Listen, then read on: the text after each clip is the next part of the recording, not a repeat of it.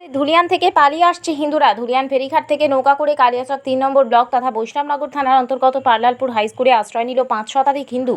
তাদের মধ্যে রয়েছে বৃদ্ধ, মহিলা ও শিশু। পার্লালপুরের বাসিন্দারা জল ও শুকনো খাবার বিতরণ করছে ধুলিয়ান থেকে পালিয়ে আসা হিন্দুদের। বলেন তো কি হয়েছে আপনাদের সাথে? সব বোমাবাজি করছে। আমরাকে বলছে কি মোদি পাস করেছে, বিল পাস করেছে, তো হিন্দুকে একটাও টিকতে দিব না, হিন্দুকে ঝুড়ে ফেলে দিব, হিন্দুকে লাহাজানি করব, হিন্দুর মাকে যদি এরকম করে বলছে, হিন্দুর ঘর পুরা ভালো ভালো জিনিসকে সোনা দানা নিয়ে নিচ্ছে, পয়সা নিয়ে নিচ্ছে, তারপর আগুন ধরিয়ে দিছে। আপনার বাড়ি? আমার বাড়ি বেসগুনা 16 নম্বর ওয়ার্ড, ডিস্ট্রিক্ট মন্দির পাড়া বাড়ি 16 নম্বর, মুর্শিদাবাদ, তাই তো? হ্যাঁ, মুর্শিদাবাদ।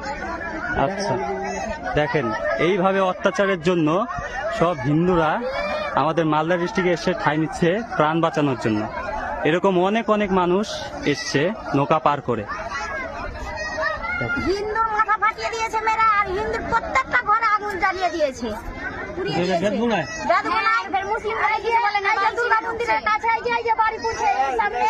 হিন্দুর সবটি বাড়ি পুড়িয়ে দিয়েছে, আর মুসলিমেরা সবটি সাপোর্ট খাবার জ্বালিয়ে ফেলেছে, নাবালক ছেলে না খেয়ে আছে। অনেক অত্যাচার।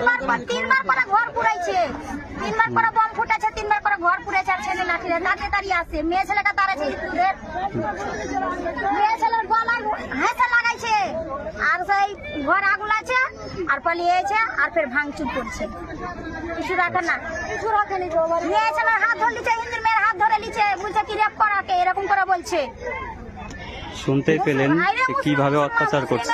এত অত্যাচার আমরা কিছু বলি না, এত অত্যাচার করছে, ইট চালাচ্ছে, বোম চালাচ্ছে, তাও কিছু বলি না। ক্ষমা চাচ্ছি, হাত জোর করছি, বাবা কাকা বলছি, দাদা বলছি, তাও কিছুতেই মানে না, যে না হিন্দুকে ছাড়বো না। ঠিক আছে।